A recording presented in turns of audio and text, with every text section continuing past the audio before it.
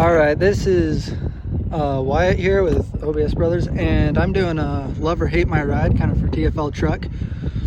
We're kind of looking at my rig. It's a 1995 Ford F-150. It has a 351 Windsor in it, E4OD automatic transmission, four-wheel drive off-road package. Kind of in that day, it was kind of the equivalent of the F x4 package. Reason being is that underneath here, if we come look under here, we have skid plates. I'm sorry if the wind's bad, but we have skid plates just covering the fuel tanks. Didn't come on all the trucks from what I've seen with the regular 4x4s, but I have them, and pretty nice about the truck. Honestly, right now, since Roman asked for it, this is more of I hate my truck. Reason being, one, mainly fuel economy. I was, when I first got it, getting around 12 miles to the gallon. That's freeway driving on the interstate, going about 70 miles an hour. That's a big kicker. I did a MPG run, just regular, looking at it, just for day-to-day driving. And I got 14 this go around, actually 13.9, which isn't bad. Some other things that I don't like about the truck, but isn't bad. It has 156,000 miles on it, but as you can see here, there's a bit of rust in the frame. I need to get that paid attention to. Also, a big thing I don't like is it has a 4-inch lifted level kit on it, so 4 inches up front, 2 inches in the rear. But see these brackets right here? They always come loose. And then when you're driving, they rattle. They rattle. It is so annoying, especially when on a date. Also, when I first bought the truck, I hated the tires and wheels. I've changed that since. I'll include a picture of what it looked like. First off, I've done a few things to it. Aftermarket tail lights and headlights. Nice thing is I have a backup camera right here. That's nice. Another thing that I do not like about this truck is that rust on the top. This is one thing I do not like about this truck, is the rust that is accumulated right there. Just didn't like it. It's annoying. I am going to get that fixed now. But to be honest, I really don't hate this truck. I actually love it to pieces. Oh, there's one other spot that was annoying on this truck that we had to get fixed. Under here, there's a little frame section right here. I don't know if you can see, but right here, there's a little crack right there that you can see, but it was worse.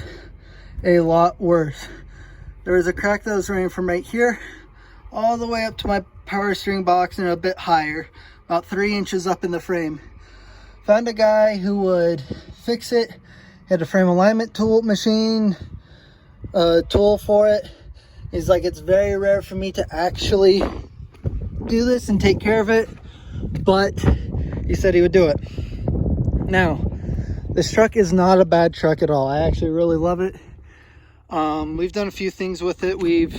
I tow with it on occasion when needed.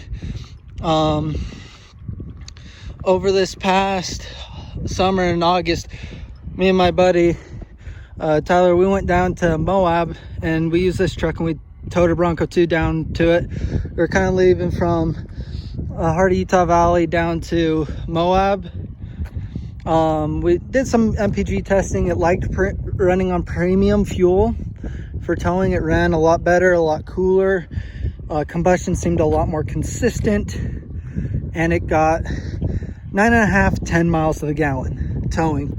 I'm sitting here watching the TFL guys running on the new trucks, and they're getting similar stuff towing. This is through hills, like you see those mountains over there.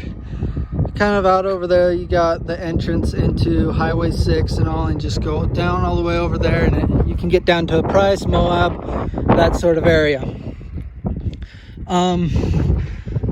I did mention that I didn't like the power on this, so I did a few things to it. into it. So far what I've done is I have done some shorty headers.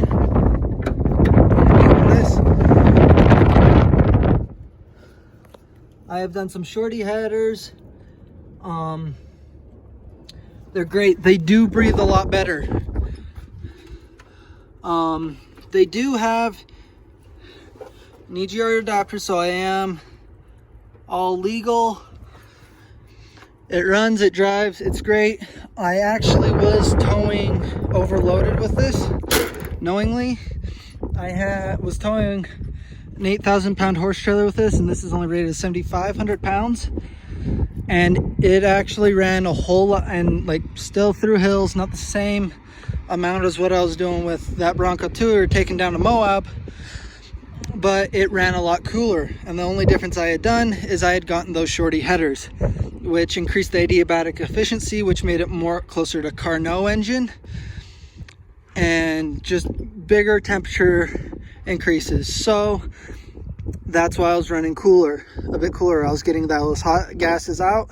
Another thing I've done to the truck while we're talking about exhaust and temperatures is I have put a Flowmaster 50 on it. Flowmaster 50, I have kept cats on it. As you can see, it has a cat, goes back to a Flowmaster 50. It does have your redneck ceramic coat on it, so burnt mud. And it does do the job and keeps away the rust. It has the E4OD, I think I mentioned it. I did have some issues with the transmission a little bit ago. It was just shifting hard in all gears.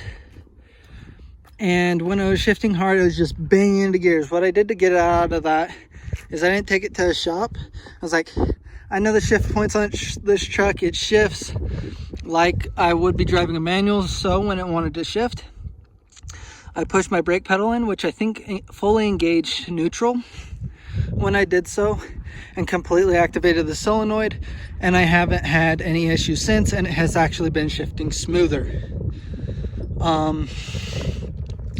As I said, I do have some things I don't like about this truck, and so I'm changing them. So in a couple of weeks here, actually next weekend from when I am filming this, I will be putting on an Edelbrock intake designed for the EFI system, completely emissions compatible with this truck. I'll also be doing some GT40 cylinder heads, which were the same cylinder heads that were put on the Lightnings of this era. They bolt right up to this 351 Windsor that's on it, and are a good horsepower gain, as well as I am putting a Lunati EFI compatible camshaft in it. It is a hydraulic roller lifter and should increase the duration and total overall lift. If I remember right, it's their 272 278 cam, and total overall lift is 477 thousandths, and it is just a big upgrade over the stock cam that it came in this thing.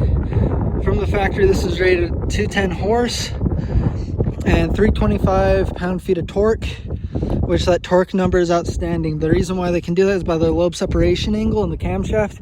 So I'm a bit of a dork when it comes to this. I really enjoy just the whole engine, what goes into it, but it is great. Also, I do have a limited slip in the rear end. I did change the diff fluid on it. Overall, this is a pretty great truck. I love it. Before this, I did have an 88 F-150 with a 300 that I had rebuilt in it. And same one as you have with Gunsmoke, if I remember right. It's not the diesel, but the other one. I don't know if you've got named it or anything, but it's the twin to Gunsmoke, I'll put it that way. But I had one of those, got a rollover accident on that, and we got this to replace it. Overall, I love it. It's a great truck. There are some things I hate about it, but since it's old enough and can be dealt with and I can tinker around with it, I'm going to fix it and make it my own. Anyways, TFL truck, this is my love or hate it, and you can check out more stuff from me and my buddy Tyler on our YouTube channel at OBS Brothers. Ah, fetch. That's annoying. Just found that. Fun. They'll need to be replaced. I got some extras. But yeah, you can find some more content about these old OBS Fords. We have a few trucks over there. We're working on a 75 F100 rebuild. Just got a 79 Bronco with 400 in it. We have a 93 Ranger and a few other vehicles. But anyways, this is my 95 F100.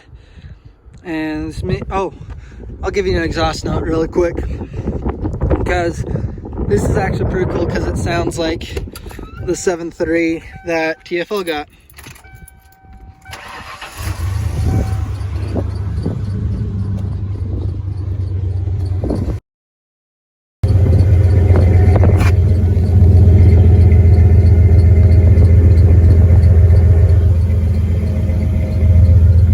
That should be all. Thanks, TFL.